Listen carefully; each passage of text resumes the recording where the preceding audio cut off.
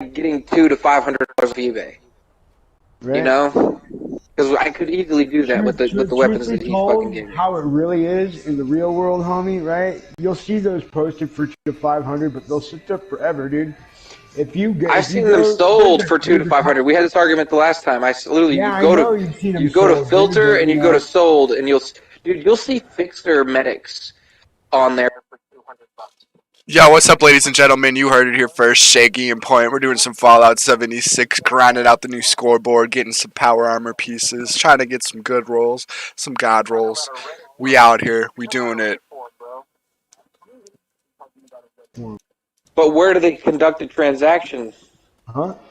Usually through couriers. What do you mean? Courier. That would be Facebook. The couriers, Fallout 76. Those guys. Okay, so you can do it. You can do online transactions. Those guys are G's. No, they can do the trade. I'm just saying, go on eBay right now and look up fucking Fallout weapons. Actually, and look up the armor sets. They got legacy armor sets that go for like $5 grand. I don't waste my time doing that because I really don't care. But there are legacy armor sets that go for $5,000. So, I probably already have them. Big deal. That would pay off half my car. Really? Yeah. What do you drive? A 2000 fucking. A Chevy Spark. No, a Honda Accord Coupe. Honda Accord Coupe.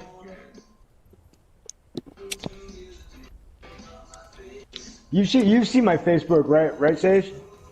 Yeah. It's a 2011. What kind of car do I drive? I forgot.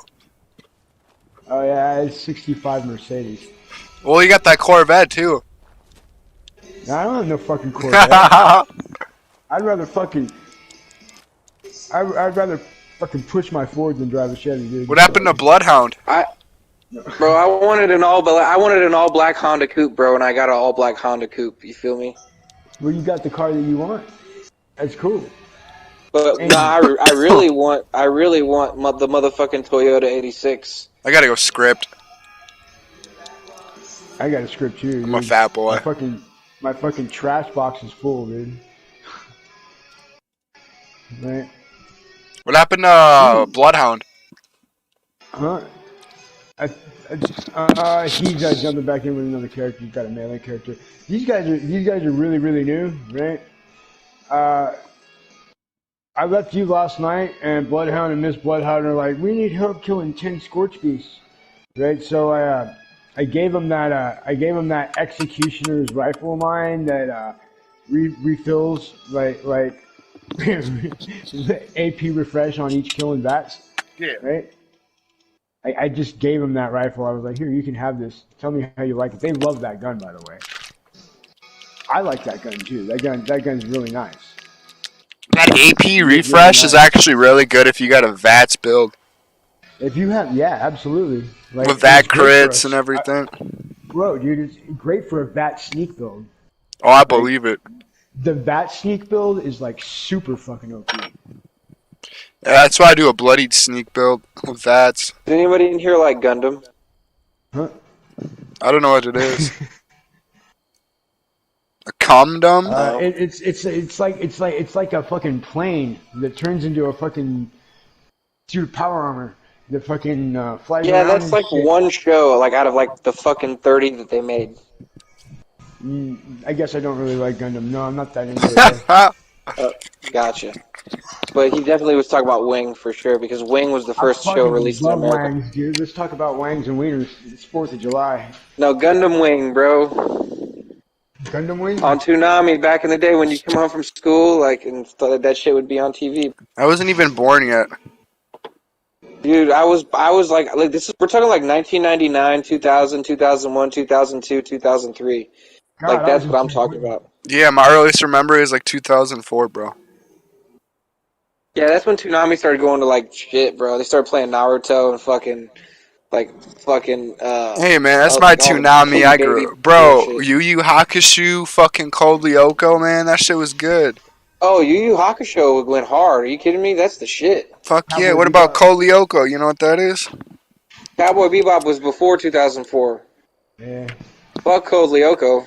That's a good show. Fucking Samurai Jack wasn't really Toonami. It was like half of Toonami and half of Cartoon Network. Samurai Jack was good. Samurai Jack actually came out on Liquid Television and then went to Cartoon Network. It came out on regular Cartoon Network before the Toonami slot started playing. But people would consider it Toonami because it could be a Toonami show, but it really wasn't. Yeah. Like Cyborgs, like real Toonami shows, bro. Like, and people forget too that Adult Swim on Saturdays would play anime, like Trigun and fucking Fooly Cooly and Cowboy Bebop. Like those weren't fucking Toonami shows, bro. Those were Adult Swim anime. Yeah. They didn't play Inuyasha on fucking Toonami. They never did, bro. They played that shit on Adult Swim. But it was an Adult Swim. I don't really like Inuyasha, but Cowboy Bebop was dope. Trigun was dope. Fucking, they had Gundam's 0083 Stardust Memory, which is my second favorite Gundam show ever. But those were all Adult Swim animes, bro. They weren't fucking Toonami. Toonami was like. Voodoo Daddies are playing at the Paramount. 2 days. The what? Big Bad Voodoo Daddies and fucking Me First and the Gimme Gimmes are playing at the fucking Paramount. Oh, that's tight. I don't even know who those bands are. But do you remember the show Big O? Yeah. Have you ever heard of No Effects? No, I've never heard of them either. How about MXPX? No. Oh, yeah, I've heard of NXPX. Right. How about Pennywise? Yeah, I've heard of Pennywise. Right. Me First and the Gimme Gimmes is a fucking. What's that one metal band that's like How to Kill a Cowboy or some shit? Good luck with that. Cowboys are pretty. I don't know what the fuck. I forget what the fuck it's called. It's like. Unless they're from Dallas. Well, they're still tough. They just can't catch things. Bro, the metal I listened to back in the day was like, I'm talking like early Korn, like early Korn. Really early. And then like Slipknot and like A Perfect Circle and like Mudvayne and Disturbed and fucking System of a Down and fucking I throw a little Orgy in there. Orgy was cool. He's all talking early shit, dude, and I'm like, yeah, man, I want. I'm talking like Limp Bizkit, fucking Limp Bizkit, fucking what else? Fuck. Saliva. Saliva was the shit. Sublime. Sublime wasn't really metal, but like, yeah, Sublime went hard. Bullshit, they weren't metal, dude. Because you know, Sublime was like reggae rock, bro. I went to this show with Metallica and Guns. Have you ever been to a Sublime show? Oh yeah, they definitely toured with metal bands for sure, without a doubt. But they weren't metal. Right? They opened. Fucking dude, Green Day opened for Kiss one time, bro. But Green Day and Kiss, are you kidding me? Green Day and Kiss are like two different types of bands. But like fucking Coheed and Cambria opened up for Slipknot, and I would never compare the two to be the same. Coheed sounds completely different.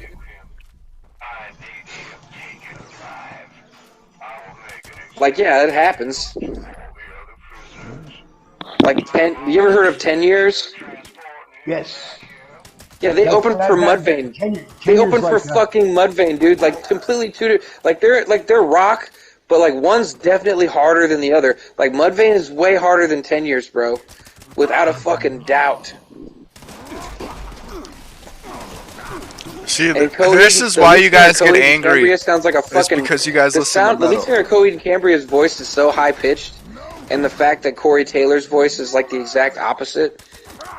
Like I said, Green Day opened for Kiss. It happens. Shit happens. Because like you can do it. Like I can see Sublime opening for Metallica, or being like. Are you talking about like a festival where they were in the same slot or what?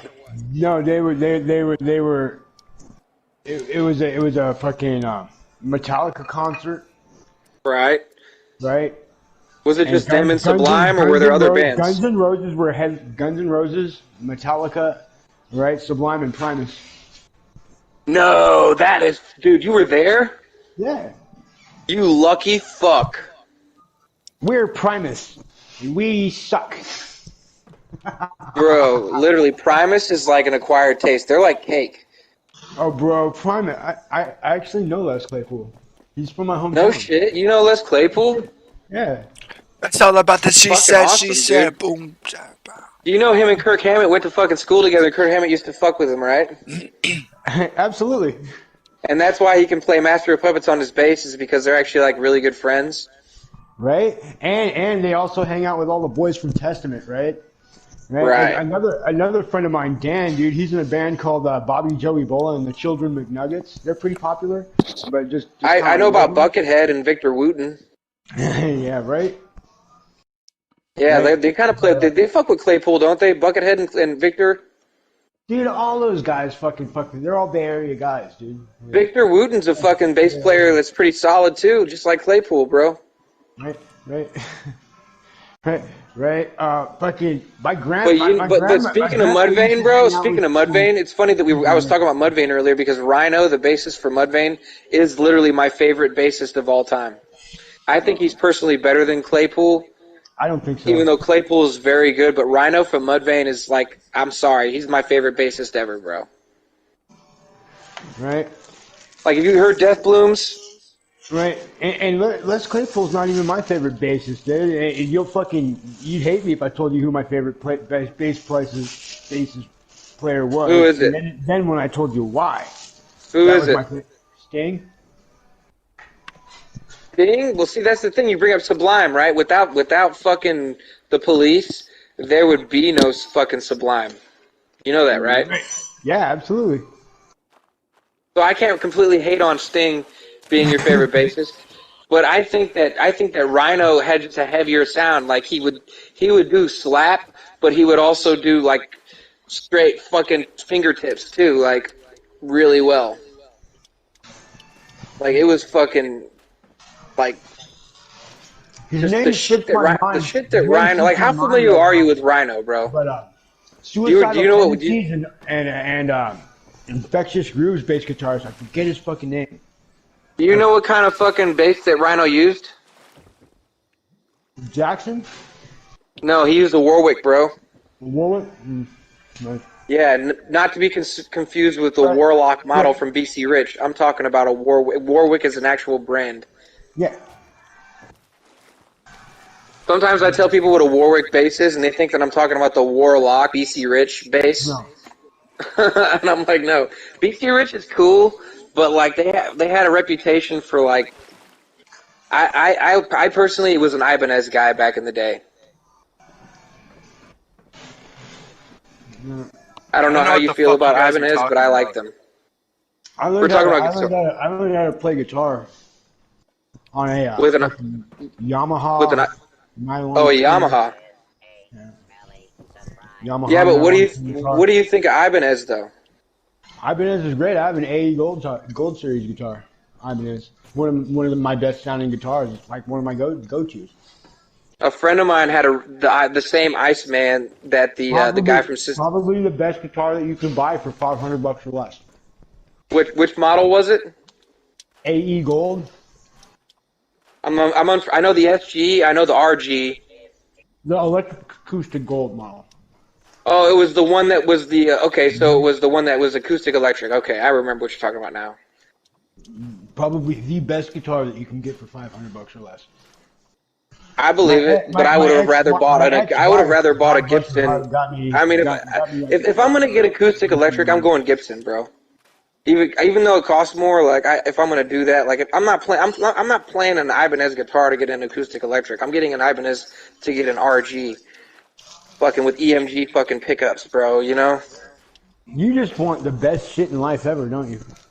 No, I'm saying that shit is expensive, and I'm saying that I'm not trying to play. I'm trying to play metal, bro. I'm not trying to play fucking acoustic electric. I'm trying to play something like I said with EMG pickups. Bro, you should get a Jackson Flying V, right?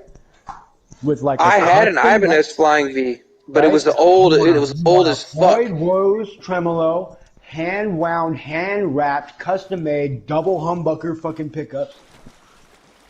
Right? You know, like the kind that fucking Jimi Hendrix used to make for himself on his own guitar. They're like, I'd rather get like a Randy Rhoads Flying V, like the short one with the pointy tips. That is the Jackson Flying V with the custom fucking fretless. Yeah, that's exactly what I'm talking about, the Randy Rhoads Flying V. That's a cool one. I would get that. I would get that. Jackson is a good fucking company, dude. Mm-hmm. Like if you follow, like I like Monkey from Korn. I like Mick Thompson, and Monkey and Head. They would use 7-string fucking Ibanez's, and make magic happen with those motherfuckers. Like literally. Have you ever heard Death Clock, the band live? Like, I know. Yeah, Matt Small, the guy who created Home Movies. Yeah, he fucking is part of the band. They're fucking great, dude. Those guys are so Yeah, I awesome. heard they were fucking great. Now, I've seen them twice. That's fucking dope, dude. Yeah, I've seen a lot of bands, dude. Like, okay, so in Kansas City, where I live, we have this thing called Rockfest. I haven't been to a concert in 2 years because of this COVID shit. No. Listen, hear me out. So check this out. My stepdad works at a radio station called 98.9 The Rock here in Kansas City, right? So I get backstage passes and shit behind like the stage for like this big ass festival called Rockfest, and I've literally I've been backstage while Scott Weiland was playing with when he got back with Stone Temple, like he left Velvet Revolver, got back with Stone Temple Pilots, and went touring, and I actually got to see him backstage. It was fucking crazy before he died. I've seen, like, literally, the last time I was backstage before COVID happened, Rob Zombie was the headliner, and he fucking sucked.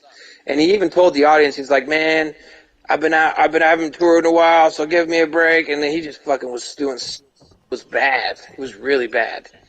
He's probably drunk.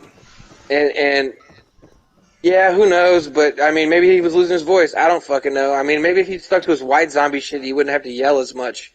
Like, his Rob Zombie shit, like, is a little heavier. But, anyway, fucking, I thought it was cool that I got to see John 5. I was like, fuck it, John 5's on stage. Fucking another solid guitarist. Dane was there. Fucking Black Label Society was there, man. Black Label Society was so fucking good. Oh my god, dude. Fucking, but like, they're like the Foo Fighters. They're one of those bands that sounds fucking better live than they do in the studio. Black Label Society is a descendant of Ozzy Osbourne. Yep. And hey Shaggy, would you like to see Ozzy Osbourne on a game show like the $25,000 Pyramid? Yeah, let's do it. Let's see it. That would be fucking great, dude. The person would look at him and he'd be like, the word would be leaves, right? Dude? And the dude would be like, tree, and Ozzy'd be like, thanks, Damon. I appreciate that. But there are bands that I've seen like more than others, but because they were either the headliner or they were attached to. And Chevelle is one of the bands that I've probably seen the most, and Killswitch Engage being another one, because they were either headlining or they were attached to whatever tour. When I was like young and really into the music, right, the bands that I saw the most were like Nirvana. So you're way older than me. Damn, hella, I'm 43, bro. Yeah, I'm 32, man. You're lucky you get to see Nirvana live. That's fucking great. I wish I could have seen Alice in Chains live. I wish I could have seen Nirvana. I wish. Right? There's another one. Soundgarden before Audioslave, because Soundgarden got back together after Audioslave, and then Chris died. Dude, Chris Cornell, right, and Eddie Vedder, right? Chris Cornell and Eddie Vedder released. Oh, Temple of the Dog. I'm not talking about Temple of the Dog. That was Mother Love Bone and fucking Pearl Jam. No, that was Eddie Vedder and Chris, man. Yeah, but Pearl Jam and Soundgarden didn't exist. It was like, well, Soundgarden didn't exist. Soundgarden was Mother Love Bone at the time, right? Oh, no shit. Yeah. So you're saying Temple of the Dog was created before Soundgarden? Yes.